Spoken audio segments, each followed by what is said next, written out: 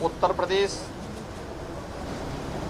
विधानमंडल की मानसून सत्र की कार्रवाई आज से प्रारंभ हो रही है। मैं इस अवसर पर विधानसभा सत्र में भाग लेने के लिए आए हुए सभी माननीय सदस्यों का हृदय से स्वागत करता हूं।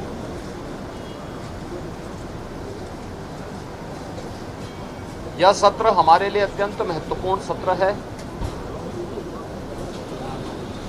वैसे भी विधायिका आम जन की आवाज को शासन प्रशासन तक पहुंचाने का एक महत्वपूर्ण माध्यम होती है।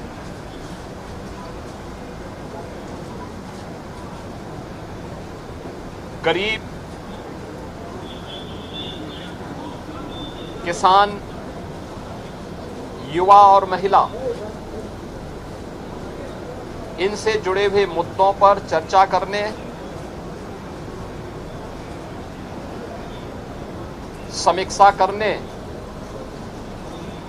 और उसे परिणाम तक पहुंचाने का सबसे अच्छा प्लेटफॉर्म संसदीय प्रणाली में कोई है तो वह विधायिका होती है। हर जनप्रतिनिधि अपने अपने क्षेत्र की समस्या को वहां रख सकता है और सरकार से उसके समाधान का रास्ता निकलवा सकती है। इस प्लेटफॉर्म का बेहतर उपयोग हो, यह बीजेपी के नेतृत्व में चलने वाली एनडीए सरकार की सदैव से प्राथमिकता रही है और डबल इंजन की सरकार इसके लिए पूरी प्रतिबद्धता के साथ कार्य भी कर रही है। पिछले 9 वर्षों में इसी संवाद से जनप्रतिनिधियों के द्वारा उठाए गए मुद्दों की समीक्षा करने के उपरांत बनी हुई योजनाओं के माध्यम से ही हम प्रदेश में कुछ बेहतर करने का प्रयास कर पाए हैं। उत्तर प्रदेश के परसेप्शन को बदलने में, आमूलचूल परिवर्तन करने में हमें सफलता प्राप्त हुई है। उत्तर प्रदेश को देश के बीमारू राज्यों से उभार करके एक रेवेन्यू सरप्लस और इकोनॉमी का ब्रेक थ्रू स्टेट के रूप में प्रस्तुत करने का भी एक अवसर प्राप्त हुआ है।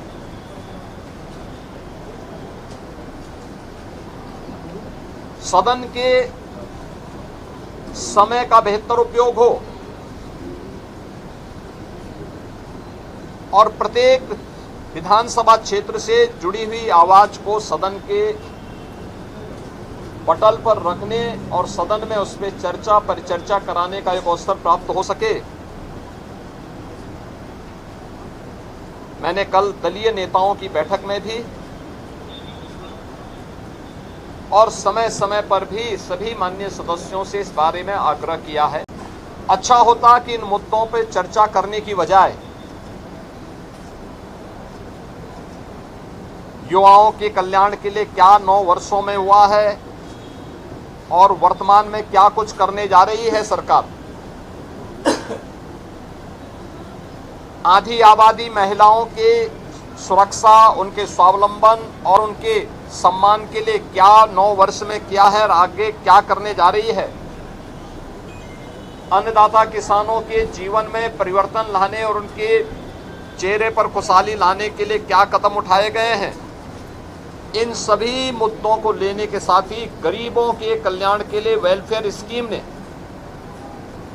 डबल इंजन की सरकार ने पिछले 9 वर्ष के अंदर 6 करोड़ से अधिक गरीबों को गरीबी रेखा से उभार करके एक मध्यम वर्गीय श्रेणी में ला करके उनके जीवन में परिवर्तन लाने का प्रयास किया है। उस परिवर्तन का केंद्र बिंदु हमारी विधायिका है। यहाँ नीतियां बनती हैं, उससे पहले चर्चा परिचर्चा होती है, सस्टेनेबल डेवलपमेंट गोल्स पे हुई चर्चा भी इन्हीं सब मुद्दों पे, शिक्षा के लिए, स्वास्थ्य के लिए, गरीबी उन्मूलन के लिए, अन्नदाता किसानों के लिए, निवेश के लिए, रोजगार के लिए, इन सभी पे चर्चा करने का एक सशक्त माध्यम बना था। वर्तमान में यह महीना हमारे लिए बहुत महत्वपूर्ण होता है। खेती किसानी की दृष्टि से किसानों के लिए, स्कूल कॉलेजेस में एडमिशन की दृष्टि से छात्रों और युवाओं के लिए, और अपनी धार्मिक यात्रा के लिए सावन के मास में निकलने वाला शिव भक्त कावड़ यात्रियों की दृष्टि से बहुत महत्वपूर्ण होता है। मैं इन सभी समुदायों का, अपने युवा ऊर्जा के प्रतीक छात्रों और युवाओं का, जिन्होंने प्रवेश लिया है या जो नए रोजगार के लिए आगे बढ़ रहे हैं, उन सभी प्रतिभाशाली युवाओं का हृदय से अभिनंदन करता हूं, उनके लिए अपनी शुभकामनाएं व्यक्त करता हूं। अन्नदाता किसान उत्तर प्रदेश का बहुत परिश्रमी है। हमारा अन्नदाता किसान जब दिन रात मेहनत करता है, परिश्रम करता है, तब यूपी के इस धरती से सोना उगलवाने का वह काम करता है।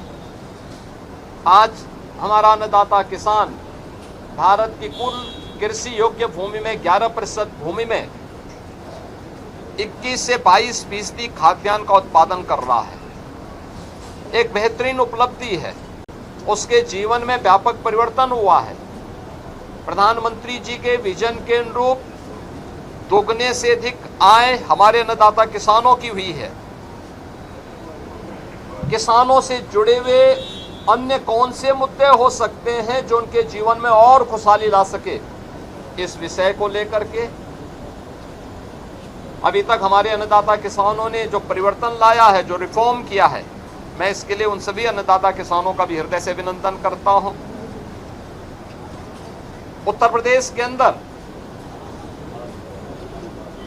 आधी आबादी के जीवन में व्यापक परिवर्तन हुआ है। 12% जो महिला श्रम बल था पहले 17 में, आज वो बढ़ करके 37-38% से अधिक हो चुका है। डबल इंजन की सरकार कामकाजी महिलाओं के लिए श्रमजीवी हॉस्टल का निर्माण कर रही है सभी बड़े महानगरों के अंदर, जिससे उनके लिए आवासीय सुविधा उपलब्ध हो सके और उन्हें अपने कार्यस्थल पर जाने में बहुत दूरी न तय करना पड़े। इन सभी कार्यों के लिए भी और मिशन शक्ति के अंतर्गत भी महिला सुरक्षा, महिला स्वावलंबन और महिला सम्मान की दृष्टि से सरकार ने अनेक कदम उठाए हैं। उत्तर प्रदेश सरकार की हर एक भर्ती में युवाओं को 9 लाख से अधिक नौकरी उपलब्ध करवाने और उसमें भी 20% से अधिक महिलाओं की भागीदारी के साथ एक नए कीर्तिमान उत्तर प्रदेश सरकार ने स्थापित किए हैं। डबल इंजन की सरकार के कारण आज प्रदेश के अंदर ईज ऑफ डूइंग बिजनेस, सुरक्षा और अन्य कारणों से निवेश के लिए बेहतर अवसर प्राप्त हुए हैं। लाखों नौजवानों को अपने ही जनपद में, अपने ही क्षेत्र में आज नौकरी और रोजगार की गारंटी मिली है।